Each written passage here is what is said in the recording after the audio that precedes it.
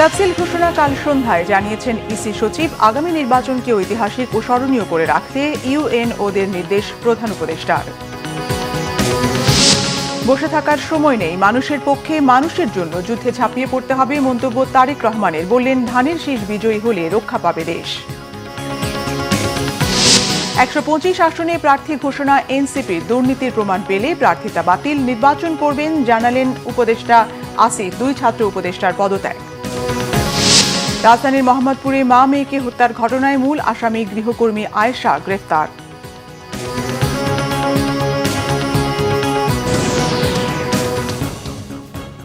দেখছিলেন crown cement সংবাদ শিরোনাম।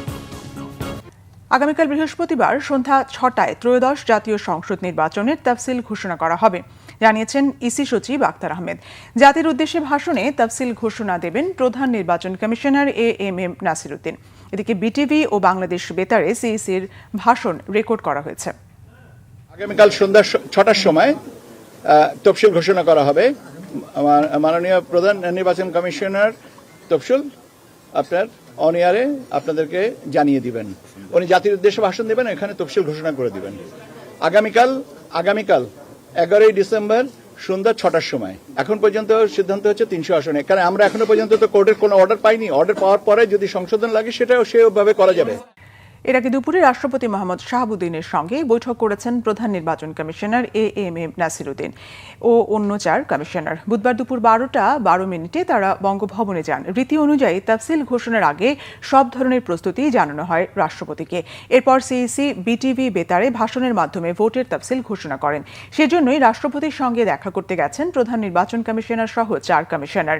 প্রায় 2.25 ঘন্টার বৈঠক শেষে বেলা 2টা 10 দিকে বঙ্গভবন থেকে বের হয়ে যান সিইসি সহ 4 কমিশনার। এদিকে নির্বাচন ভবনে সিইসির ভাষণ আজ রেকর্ড করার কথা রয়েছে। রেকর্ডটি আজ বা কাল রাষ্ট্রীয় টেলিভিশন বিটিভি ও বাংলাদেশ বেতারে প্রচারের কথা রয়েছে। ফেব্রুয়ারির প্রথমার্ধে ভোটের তারিখ রেখে তাফসিল ঘোষণা করা হবে। জাতীয় সংসদ নির্বাচন ও গণভোট একই দিনে সকাল 7:30টা থেকে বিকেল 4:30টা পর্যন্ত চলবে। এদিকে আগামী নির্বাচনকে ঐতিহাসিক ও স্মরণীয় করতে উপজেলা নির্বাহী কর্মকর্তাদের নির্দেশ দিয়েছেন প্রধান উপদেষ্টা ডক্টর মোহাম্মদ ইউনূস। গণঅভ্যুত্থান পরবর্তী নির্বাচনকে একটি নতুন বাংলাদেশ গড়ার সুযোগ হিসেবেও তিনি উল্লেখ করেন। যে কোনো পরিস্থিতি মোকাবেলার পাশাপাশি অপতথ্য ও গুজব প্রতিরোধে ব্যবস্থা নেওয়ার তাগিদও দেন প্রফেসর ইউনূস। রিপোর্ট সৈয়দ আব্দুল মুহিতের। রাষ্ট্রীয় অতিথি ভবন যমুনা থেকে সারা দেশের উপজেলা নির্বাহী কর্মকর্তাদের সাথে ভিডিও কনফারেন্সের মাধ্যমে নির্বাচনের প্রস্তুতি নিয়ে দিক নির্দেশনামূলক বক্তব্য দেন প্রধান উপদেষ্টা ডক্টর মোহাম্মদ ইউনূস। এ সময় তিনি বলেন, বিগত আমলের নির্বাচনগুলো নির্বাচন নয়, প্রতারণা হয়েছে। গত 3বার যে নির্বাচন হয়েছে সেটাও নির্বাচন, সেখানে নির্বাচিত হয়ে লোক সংসদে গেছে, কিন্তু আজকেও আরো বহুদিন ধরে সারা জাতি স্মরণ করবে সেগুলো তামাশা হয়েছে, প্রহসন হয়েছে, নির্বাচন হয় নাই। কাজে আমরা সেটার সঙ্গে তুলনা করছি না, তুলনা করার কোনো কারণ নাই। যে কোনো সুস্থ মস্তিষ্কের মানুষ বলবে ওটা কোনো নির্বাচন তো নয়, এটা জাতির সঙ্গে প্রতারণা করা হয়েছে। জাতির ইতিহাসে স্মরণীয় হয়ে থাকবে যে নির্বাচন, এমন নির্বাচনের কথা বলছি। কেন এটা ঐতিহাসিক হতে গেল? ঐতিহাসিক হতে গেল এই জন্য যে এটা অভ্যুত্থানের পরবর্তী নির্বাচন। অভ্যুত্থান মানে অতীতকে ফেলে দিছে। এটা এই সুযোগ গ্রহণ করে আমরা কৃতিত্বের পরিচয় দিতে পারি, ইতিহাসের পাতায় আমাদের নাম লিখে যেতে পারি। যদি অবহেলা করি তাহলে এই সুযোগ আমাদের থেকে চলে গেল, জাতির সামনে থেকে চলে গেল। জাতি যেমনি আছে মুখ থুবড়ে পড়ে থাকবে, আগে যেরকম পড়েছিল। আগামী নির্বাচন ও গণভোট দুটি জাতির জন্য অত্যন্ত গুরুত্বপূর্ণ বলেও তিনি উল্লেখ করেন। বলেন, নির্বাচন হবে আগামী 5 বছরের জন্য, আর গণভোট 100 বছরের। গণভোট সেটা 5 বছরের জন্য না, এটা 100 বছরের জন্য। 100 বছর এটা আমরা স্মরণ করবো যে ওই দিন যে আমরা করে দিয়েছিলাম, সেই জন্য 100 বছর ধরে এবং তার পরবর্তী সময়েও বাংলাদেশ পাল্টে গেল। স্থায়ীভাবে পাল্টে দেওয়ার সুযোগ এখন তোমার আর আমার হাতে। আমরা যদি এটা করে ফেলি, এটা বাংলাদেশ পাল্টে গেল। এটার জন্য রাস্তা মিছিল করার দরকার নেই, এগুলো সব হয়ে গেছে। রক্ত দেওয়ার দরকার নেই, সেটাও হয়ে গেছে। যা যা হবার সব হয়ে গেছে। এখন মুহূর্তটাকে ব্যবহার করা, 100 বছরের জন্য বাংলাদেশকে মজবুত রাস্তায় রওনা করে দেওয়া। আমরা নতুন বাংলাদেশ বানাচ্ছি। সেটার পিলার তৈরি করা, সেটার দেয়াল তৈরি করা, সেটার ভিত তৈরি করা এই নির্বাচন। যে কোনো পরিস্থিতি মোকাবেলার পাশাপাশি অপতথ্য ও গুজব প্রতিরোধে ব্যবস্থা নেয়ার তাগিদ দেন ডক্টর ইউনূস। বিভেদ আছে, ঠিক আছে। সৈয়দ আব্দুল মুহিত, বাংলা ভিশন, ঢাকা। বসে থাকার সময় নেই, মানুষের পক্ষে মানুষের জন্য যুদ্ধে ঝাঁপিয়ে পড়তে হবে বলেছেন বিএনপির ভারপ্রাপ্ত চেয়ারম্যান তারেক রহমান। এখনই সজাগ না হলে দেশ ধ্বংস হয়ে যাবে বলেও শঙ্কা প্রকাশ করেন তিনি। বলেন, ধানের শীষকে জেতানোর কোনো বিকল্প নেই, ধানের শীষ বিজয়ী হলে দেশ রক্ষা পাবে। রিপোর্ট করছেন সিকান্দার রেমান। রাজধানীর খামারবাড়িতে কৃষিবিদ ইনস্টিটিউটে বিএনপি আয়োজিত দেশ গড়ার আলোচনায় চতুর্থ দিনের মতো লন্ডন থেকে ভার্চুয়ালি যোগ দেন দলের ভারপ্রাপ্ত চেয়ারম্যান তারেক রহমান। এই বিষয়টি আমাদের এ সময় তিনি দুর্নীতির বিরুদ্ধে বিএনপির কঠোর অবস্থানের কথা জানান। বলেন, দেশ গড়ার পরিকল্পনা শুধু বললেই হবে না, পরিকল্পনা বাস্তবায়ন করতে হবে। আপনার দল আপনার সামনে আজকে যে স্ট্রেইট কাট প্ল্যান আপনার সামনে উপস্থাপন করলো, দেখান তো পত্রপত্রিকা খুলে, বক্তৃতা বিবৃতি দেখান তো আর কোন রাজনৈতিক দল এই মুহূর্তে যারা বাংলাদেশে আছে তারা কোন রাজনৈতিক দল এরকম প্ল্যানিং দিয়েছে? কোন রাজনৈতিক? ইয়েস, কোন রাজনৈতিক দল আপনাকে কোনো প্ল্যান দিতে পারে নাই, দেশের মানুষকে কোনো প্ল্যান দিতে পারে নাই, পরিকল্পনা দিতে পারে নাই যে দেশকে আমরা কিভাবে সামনের দিকে এগিয়ে নিয়ে যাব। একমাত্র বিএনপি আপনার দল দিয়েছে। কাজেই এখন আপনার বসে থাকার সময় নেই, এখন আপনার বসে থাকার সময় নেই, আপনাকে যুদ্ধে নেমে পড়তে হবে। This is a war, this is a battle. আপনাকে এই যুদ্ধে নেমে পড়তে হবে। কি যুদ্ধ? মানুষের পক্ষে, মানুষের জন্য, দেশের পক্ষে, দেশের জন্য।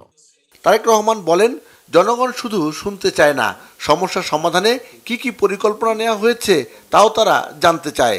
ধানের শীষকে জেতাতে এলাকায় গিয়ে সাধারণ মানুষের কাছে দেশ গড়ার পরিকল্পনা তুলে ধরার কথা বলেন বিএনপির ভারপ্রাপ্ত চেয়ারম্যান। ধানের শীষকে জিতাতে হবে, এর কোনো বিকল্প নাই। ধানের শীষকে জিতানোর মাধ্যমে জনগণের যে পরিকল্পনা, জনগণের পক্ষের যে পরিকল্পনা, সেটিকে বাস্তবায়ন করতে হবে, এর কোনো বিকল্প নাই। ধানের শীষকে জেতানোর মাধ্যমে দেশকে রক্ষা করতে হবে। প্রথম বাংলাদেশ আমার শেষ বাংলাদেশ, এবং সবার আগে বাংলাদেশ, নো কম্প্রোমাইজ।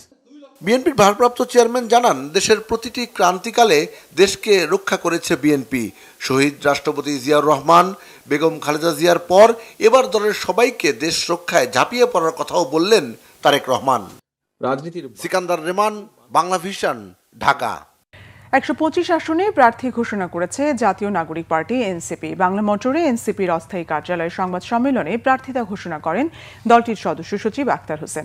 এ সময় এনসিপির আহ্বায়ক নাহিদ ইসলাম বলেন, নির্বাচনী পরিবেশ এখনও অনুকূলে নয়। এই তালিকায় কারো বিরুদ্ধে দুর্নীতি, সন্ত্রাস ও ফ্যাসিজমে থাকার প্রমাণ পেলে তাদেরকে তালিকা থেকে বাদ দেবে এনসিপি। বলেন, বিদ্যমান রাজনৈতিক দলগুলো তরুণ প্রজন্মকে ধারণ না করায় এনসিপির জন্ম। ক্ষমতা কিংবা আসন পেতে নয়, পরিবর্তনের পক্ষে জনমত গড়তেই এনসিপি নির্বাচনে অংশ নিচ্ছে বলেও জানান নাহিদ ইসলাম। ঢাকা 11-তে নাহিদ ইসলাম, রংপুর 4-এ আক্তার হোসেন, পঞ্চগড় 1-এ সার্জিস আলম, কুমিল্লা 4-এ হাসনাত আবদুল্লাহ, ঢাকা 18-তে নাসিরুদ্দিন পাটোয়ারি, ঢাকা 9-এ তাসনিম জারা, নরসিংদী 2-এর এনসিপির প্রার্থী সারোয়ার তুষার। আমরা চাই যে সাধারণ মানুষ রাজনীতি সচেতন। নির্বাচন কমিশন সর্বোপরি এই যে যারা মাফিয়া, বিভিন্ন জায়গায় মাফিয়াদেরকে নমিনেশন দেওয়া হয়েছে, ঋণ খেলাপিকে নমিনেশন দেওয়া হয়েছে, তাদের বিরুদ্ধে ব্যবস্থা নেবে কিনা, এর উপর নির্ভর করবে যে নির্বাচন কমিশন কতটা সুষ্ঠু প্রক্রিয়া কাজ করতেছে। তবে আমরা নির্বাচন কমিশনের উপরে, অন্তর্বর্তী সরকারের উপর আস্থা রাখতে চাই, কারণ আমরা চাই না যে আমাদের এই নির্বাচনী প্রক্রিয়া, আমাদের এই সংস্কারের অগ্রযাত্রা কোনোভাবে ব্যাহত হোক। আমরা অন্য কোনো দলের সাথে যদি যাই, আমরা কম্প্রোমাইজড হিসেবে বিবেচিত হব। আমরা সেই সমঝোতার রাজনীতি করতে চাই না। আমরা চাই যে আমাদের রাজনৈতিক লক্ষ্য, আদর্শ নিয়ে আমরা এককভাবে দাঁড়াবো। নির্বাচনে ফলাফল যাই আসুক, আমরা জনগণের কাছে পৌঁছাবো। আসন্ন জাতীয় সংসদ নির্বাচনে প্রার্থী হিসেবে প্রতিদ্বন্দ্বিতা করবেন উপদেষ্টা আসিফ মাহমুদ সজীব ভূঁইয়া। তবে পদত্যাগের বিষয়ে জানাবে প্রধান উপদেষ্টার দপ্তর। সচিবালয়ের সংবাদ সম্মেলনে এমনটি জানিয়েছেন এই ছাত্র উপদেষ্টা। এদিকে জানা গেছে, 2 ছাত্র উপদেষ্টা মাহফুজ আলম ও আসিফ মাহমুদ সজীব ভূঁইয়া এরই মধ্যে তাদের পদত্যাগপত্র জমা দিয়েছেন প্রধান উপদেষ্টার কাছে। আসিফ মাহমুদ সজীব ভূঁইয়া বলেন, তিনি নির্বাচন করবেন, এটি স্পষ্ট। তবে কোত্থেকে করবেন, কোন দল থেকে করবেন, সেটি পরবর্তী সময়ে জানানো হবে। পদত্যাগের বিষয়ে প্রশ্নের জবাবে তিনি বলেন, তাকে উপরের নির্দেশনা মেনে চলতে হয়। এজন্য এ ব্যাপারে আর বিস্তারিত বলা সম্ভব নয়। এর আগে সংবাদ সম্মেলনে তার অধীন 2টি মন্ত্রণালয় থেকে গৃহীত বিভিন্ন কর্মকাণ্ডের চিত্র তুলে ধরেন আসিফ মাহমুদ সজীব ভূঁইয়া। আমি নির্বাচন করব, এটা স্পষ্টভাবেই বলা যায়, কিন্তু কোথায় করব, কোন দল থেকে করব, সেটা পরবর্তী ডিসকাশন। আমরা এখন একটা পর্যায়ে আছি, পরের পর্যায়ে সেটা সবার সামনে আসবে। আর অন্য যে বিষয়ে প্রশ্ন করলেন সে বিষয়ে আমার কোনো কিছু বলার ইখতিয়ার নেই, সেটা আমাদের মাননীয় প্রধান উপদেষ্টার কার্যালয় থেকে আপনাদেরকে যথাসময়ে জানিয়ে দেওয়া হবে। এ বিষয়ে আমার কোনো কিছু বলার অনুমতি নেই, এটা মাননীয় প্রধান উপদেষ্টার দপ্তর থেকে আপনাদেরকে জানিয়ে দেওয়া হবে, মাননীয় প্রধান উপদেষ্টার প্রেস উইং থেকে আপনাদেরকে জানিয়ে দেওয়া হবে। অন্তর্বর্তী সরকারের সদস্যদের সম্পত্তির হিসাব না দেওয়া এবং রাজনৈতিক দলের কোনো সংস্কার না হওয়া নিয়ে প্রশ্ন তুলেছেন বেসরকারি সংস্থা centre for policy dialogue CPD নাগরিক প্ল্যাটফর্মের আহ্বায়ক ডক্টর দেবপ্রিয় ভট্টাচার্য। অর্থনীতি নিয়ে হতাশা প্রকাশ করে তিনি বলেন, দেশে বিনিয়োগ নেই আর কর্মসংস্থান ব্যবস্থাও দুর্বল। সকালে চট্টগ্রাম মহানগরীর জেএসসি মোড়ে একটি হোটেলে এসজিডি বাস্তবায়নে নাগরিক প্ল্যাটফর্মের প্রাক নির্বাচনী উদ্যোগে আঞ্চলিক পরামর্শ সভায় এই মন্তব্য করেন তিনি। সভায় নানা শ্রেণী পেশার মানুষ তুলে ধরেন দুর্নীতি, নারী নির্যাতন, দখলবাজি, চাঁদাবাজি, স্বচ্ছতা ও জবাবদিহিতার অভাব, বিচারহীনতা সহ নানা সমস্যার কথা। পরামর্শ দেওয়া হয় রাজনৈতিক ও সামাজিক নানা পরিবর্তনের মাধ্যমে অর্থনৈতিক উন্নয়নের। বিএনপি চেয়ারপারসন বেগম খালেদা জিয়ার শারীরিক অবস্থার ধীরে উন্নতি অব্যাহত রয়েছে বলে জানা গেছে। বেগম খালেদা জিয়ার চিকিৎসায় গঠিত মেডিকেল বোর্ডের সূত্রে জানা গেছে, নতুন করে তার শারীরিক অবস্থার অবনতি হচ্ছে না। এটি চিকিৎসকদের কাছে ইতিবাচক দিক। তবে ভ্রমণের উপযোগী না হওয়ায় উন্নত চিকিৎসার জন্য শিগগিরই বিএনপি নেত্রীকে দেশের বাইরে নেওয়ার আপাতত পরিকল্পনা নেই। এর আগে সবশেষ ব্রিফিংয়ে বেগম জিয়ার ব্যক্তিগত চিকিৎসক ও বিএনপির স্থায়ী কমিটির সদস্য ডাক্তার AZM জাহিদ হোসেন জানিয়েছেন, বেগম খালেদা জিয়ার সুস্থতাকে সর্বাধিক অগ্রাধিকার দিচ্ছে মেডিকেল বোর্ড। দর্শক, এই মুহূর্তে এভার কেয়ার হাসপাতালে রয়েছেন সহকর্মী মামুন আব্দুল্লাহ। সরাসরি যাচ্ছে সেখানে। মামুন, বেগম খালেদা জিয়ার শারীরিক অবস্থার সবশেষ খবর আমাদের জানাবেন। জি নাদিরা, আপনার মতো আসলে সারা দেশের মানুষই কিন্তু উদ্বিগ্ন বেগম খালেদা জিয়ার স্বাস্থ্যের অবস্থার সবশেষ খবর জানার জন্য। সবশেষ খবর যেটি আপনাকে এক কথায় বলতে পারি সেটি হচ্ছে তার অবস্থা এখন অনেকটাই স্থিতিশীল অবস্থায় রয়েছে। আপনি জানেন যে 3 বারের সাবেক প্রধানমন্ত্রী বেগম খালেদা জিয়া তিনি তার এই বৃদ্ধ বয়সে বেশ কিছু জটিল রোগে আক্রান্ত হয়ে গত 23 তারিখ এভার কেয়ার হসপিটালে ভর্তি হয়েছিলেন শারীরিক যে পরীক্ষা নিরীক্ষা করার জন্য। সেটি নিয়মিত পরীক্ষা নিরীক্ষা করতে এসে তিনি গত 27 নভেম্বর এখানে আসলে একটু ক্রিটিক্যাল হয়ে যাওয়ার কারণে তাকে সিসিইউতে স্থানান্তর করা হয়। এখন পর্যন্ত তিনি সিসিইউতে আছেন। কখনো তার শারীরিক অবস্থা একটু ভালোর দিকে যাচ্ছে, আবার কখনো সেটি আবার একটু অনিয়ন্ত্রিত অবস্থায় চলে যাচ্ছে, যে কারণে আসলে তাকে বিদেশে নেওয়ার কথা বলা হলেও কিন্তু তাকে বিদেশ নেওয়া সম্ভব হয়নি। তার শরীর কিন্তু তেমনটা সায় দেয়নি, যে কারণে তাকে বিদেশ নেওয়া সম্ভব হয়নি। আপনি জানেন যে তার চিকিৎসার খোঁজ খবর নিতে তারেক রহমান বিদেশ থেকে নিয়মিত পর্যবেক্ষণ করছেন। একই সাথে তার স্ত্রী ডাক্তার জুবাইদা রহমান তিনিও কিন্তু বাংলাদেশে এসেছেন এবং আজকেও তিনি এসেছেন। আপনার সাথে ঠিক যখন কথা বলছি তার 1 ঘন্টা আগে, অর্থাৎ 5টা 2 মিনিটে তিনি এভার কেয়ার হসপিটালে প্রবেশ করেছেন। আপনাকে একটি আরো তথ্য দিয়ে রাখি, আপনি জানেন 2021 সালের মে মাসে বেগম খালেদা জিয়া আরো একবার করোনায় আক্রান্ত হয়েছিল। তখন কিন্তু তাকে সিসিইউতে ভর্তি করা হয়েছিল এই এভার কেয়ার হসপিটালে। একই সাথে তার হৃদযন্ত্রে কিন্তু পেসমেকার বসানো আছে 2024 সালে। তাছাড়া তিনি কিডনি, লিভার সিরোসিস এবং ডায়াবেটিস সহ আরো বেশ কিছু রোগে আক্রান্ত এবং কোনো একটিতে আসলে চিকিৎসা দেয়া গেলে অন্য আরেকটিতে এটার ইফেক্ট পড়ে। এ কারণে আসলে তার চিকিৎসাটাও বেশ জটিল হয়ে দাঁড়িয়েছে।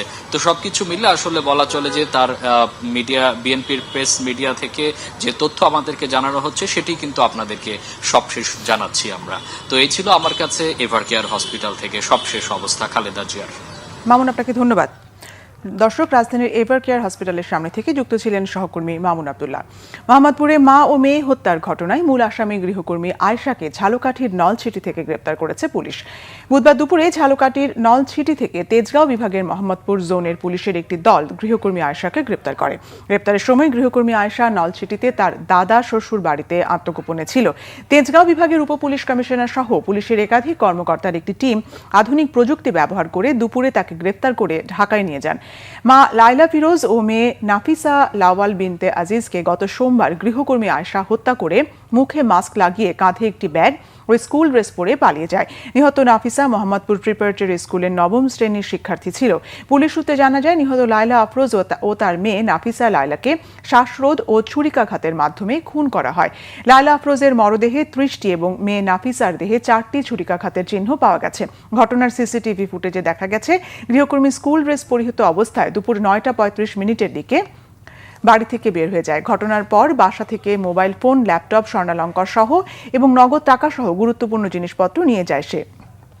এই ঘটনায় নিহত লাইলা আফরোজের স্বামী স্কুল শিক্ষক আজম ও আজিজুল ইসলাম হত্যার জন্য গৃহকর্মী আয়েশাকে দায়ী করে মামলা করেছেন। নরসিংদীর রায়পুরার চরাঞ্চলে সংঘাত বন্ধে কম্বিং অপারেশন চালানো হবে জানিয়েছেন স্বরাষ্ট্র উপদেষ্টা মোহাম্মদ জাহাঙ্গীর আলম চৌধুরী। সকালে নরসিংদী পুলিশ লাইন পরিদর্শন শেষে কথা বলেন তিনি। স্বরাষ্ট্র উপদেষ্টা বলেন, রায়পুরা উপজেলায় সন্ত্রাসীদের আড্ডা ও অনেক অস্ত্র রয়েছে। যত তাড়াতাড়ি সম্ভব কম্বিং অপারেশন করে সন্ত্রাসীদের আইনের আওতায় নিয়ে আসা হবে। এ সময় তিনি পুলিশ লাইনে বৃক্ষরোপণ করেন এবং পুলিশ লাইন, হাসপাতাল সহ বিভিন্ন স্থান পরিদর্শন করেন। যেমন ওখানে টেটার থেকে হাতিয়ারে চলে গেছে, যেমন আপনারা ওখানে দেখেন মোবাইল দিয়ে সব কিছু সবাই ক্ষেত্রে সফিস্টিকেশন আছে, আমাদের বাহিনীর ক্ষেত্রেও কিন্তু সফিস্টিকেশন আছে। এই জন্য যত তাড়াতাড়ি আমরা আইনের আওতায় নিয়ে আসবো। এই নরসিংদীর স্পেশালি রায়পুরা এলাকাটা খুবই সমস্যা সংকুল, এবং এটারে একটা কম্বিং অপারেশন করে এই জায়গাটারে কন্ট্রোলের ভিতরে নিয়ে আসা। বাগেরহাট ও গাজীপুরের সীমানা নিয়ে নির্বাচন কমিশনের জারি করা গেজেট অবৈধ ঘোষণা করে হাইকোর্টের রায় বহাল রেখেছেন আপিল বিভাগ। রায়ে বলা হয়েছে, বাগেরহাটের সংসদীয় আসন 4টি ও গাজীপুরে 5টি আসন বহাল থাকবে। দুপুরে প্রধান বিচারপতি ডক্টর সৈয়দ রেফাত আহমেদের নেতৃত্বাধীন 5 বিচারপতির আপিল বেঞ্চ 2 দিনের শুনানি শেষে এই রায় দেন। এর আগে গত 10 নভেম্বর বাগেরহাটের সংসদীয় আসন 4টি থেকে কমিয়ে 3টি এবং গাজীপুরের 5টি থেকে বাড়িয়ে 6টি নির্ধারণ করে জারি হওয়া নির্বাচন কমিশনের প্রজ্ঞাপনকে অবৈধ বলে ঘোষণা করে হাইকোর্ট। এই সংক্রান্ত রিটের রায়ে একই সঙ্গে আগের সীমানা অনুযায়ী বাগেরহাটে 4টি এবং গাজীপুরে 5টি আসন বহাল রাখতে ইসিকে নির্দেশ দিয়েছে আদালত। চট্টগ্রামের হাটহাজারীতে সড়ক দুর্ঘটনায় নিহত চট্টগ্রাম বিশ্ববিদ্যালয়ের ছাত্রদলের যুগ্ম সাধারণ সম্পাদক মোহাম্মদ আরিফুল ইসলামের প্রথম জানাজা অনুষ্ঠিত হয়েছে। সকাল 10:30টায় বিশ্ববিদ্যালয়ের শহীদ মিনার প্রাঙ্গণে এতে উপস্থিত ছিলেন বিশ্ববিদ্যালয়ের উপাচার্য প্রফেসর ডক্টর ইয়াহিয়া আখতার ও উপ উপাচার্য ডক্টর কামাল উদ্দিন সহ বিশ্ববিদ্যালয়ের শিক্ষক শিক্ষার্থীরা। গত শনিবার রাত 1:30টার দিকে চট্টগ্রামের হাটহাজারীতে সড়ক দুর্ঘটনায় নিহত হন উপজেলা স্বেচ্ছাসেবক দলের সভাপতি মোহাম্মদ ইমরান হোসেন চৌধুরী। এ সময় গুরুতর আহত হন তার সঙ্গে থাকা চবি ছাত্র দলের যুগ্ম সাধারণ সম্পাদক মোহাম্মদ আরিফ। মঙ্গলবার সন্ধ্যায় চট্টগ্রাম মেডিকেল কলেজ হাসপাতালে চিকিৎসাধীন অবস্থায় তার মৃত্যু হয়। দেশের বিভিন্ন জায়গার আরো কিছু খবর নিয়ে একটি ডেস্ক রিপোর্ট দেখুন। বিএনপির কেন্দ্রীয় নেতা ও নাটোর 2 আসনের বিএনপি মনোনীত প্রার্থী অ্যাডভোকেট এম রুহুল কুদ্দুস তালুকদার দুলু বলেছেন, যারা মুক্তিযুদ্ধের বিরোধিতা করেছে তারা বাংলাদেশে রাজনীতি করার অধিকার ও বাংলাদেশে থাকার কোনো অধিকার রাখে না। নাটোর জেলা বিএনপির কার্যালয়ে মুক্তিযোদ্ধাদের সাথে মতবিনিময় সভায় তিনি এসব কথা বলেন। বিএনপি চেয়ারপারসন বেগম খালেদা জিয়ার রোগ মুক্তি ও সুস্থতা কামনায় জেলা যুবদলের উদ্যোগে নোয়াখালী পৌরসভার 1 নম্বর ওয়ার্ডে দোয়া মাহফিল হয়েছে। প্রধান অতিথি ছিলেন নোয়াখালী 4 আসনে বিএনপি মনোনীত প্রার্থী ও কেন্দ্রীয় বিএনপির ভাইস চেয়ারম্যান সাবেক সংসদ সদস্য মোহাম্মদ শাহজাহান। বেগম খালেদা জিয়ার সুস্থতা ও দীর্ঘায়ু কামনা করে গাইবান্ধা গোবিন্দগঞ্জ উপজেলার সাপমারা ইউনিয়নের কাটামোড়ে ইউনিয়ন বিএনপির উদ্যোগে বিশেষ দোয়া অনুষ্ঠানের আয়োজন করা হয়। অনুষ্ঠানে প্রধান অতিথি ছিলেন বিএনপির কার্যনির্বাহী কমিটির রংপুর বিভাগীয় সহ সাংগঠনিক সম্পাদক অধ্যাপক আমিনুল ইসলাম। নারায়ণগঞ্জে শিক্ষার্থীদের আয়োজনে দিনব্যাপী 5 টাকায় বৃক্ষ মেলা হয়েছে। বুধবার সকালে নগরীর নারায়ণগঞ্জ সিটি পার্কে শিক্ষার্থীদের আয়োজনে এর উদ্বোধন করেন নারায়ণগঞ্জ 5 আসনের বিএনপি মনোনীত প্রার্থী মাসুদুজ্জামান মাসুদ। এ সময় তিনি বলেন, শিক্ষার্থীদের পরিবেশ বান্ধব চিন্তা ও সবুজ আন্দোলনকে এগিয়ে নিতে এই আয়োজন বিশেষ ভূমিকা রাখবে। সিলেট 6 আসনে জমিয়তে উলামায়ে ইসলাম বাংলাদেশ মনোনীত সংসদ সদস্য প্রার্থী হাফেজ মাওলানা ফখরুল ইসলামের সমর্থনে সিলেটের গোলাপগঞ্জে গণমিছিল হয়েছে। সংক্ষিপ্ত সমাবেশের মাধ্যমে তা শেষ হয়।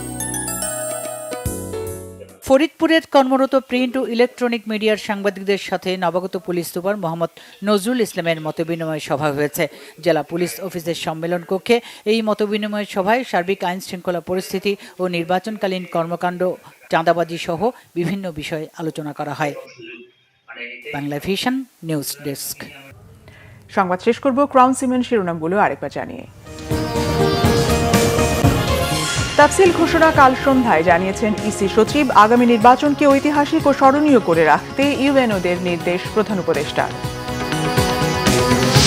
বসে থাকার সময় নেই, মানুষের পক্ষে মানুষের জন্য যুদ্ধে ঝাঁপিয়ে পড়তে হবে, মন্তব্য তারেক রহমানের। বললেন, ধানের শীষ বিজয়ী হলে রক্ষা পাবে দেশ।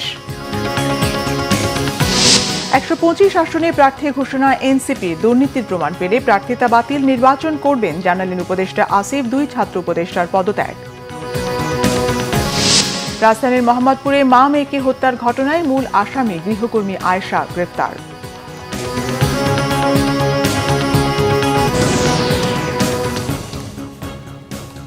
এই ছিল এখনকার মতো। পরের সংবাদ সন্ধ্যা 7:30টায় দেখার আমন্ত্রণ রইল। এছাড়া বাংলাদেশের সংবাদ ও সংবাদ সংশ্লিষ্ট অনুষ্ঠান দেখতে ভিজিট করুন www.bvnews24.com ও facebook.com/bangladeshi news এবং সাবস্ক্রাইব করুন youtube.com/bangladeshi news। ধন্যবাদ।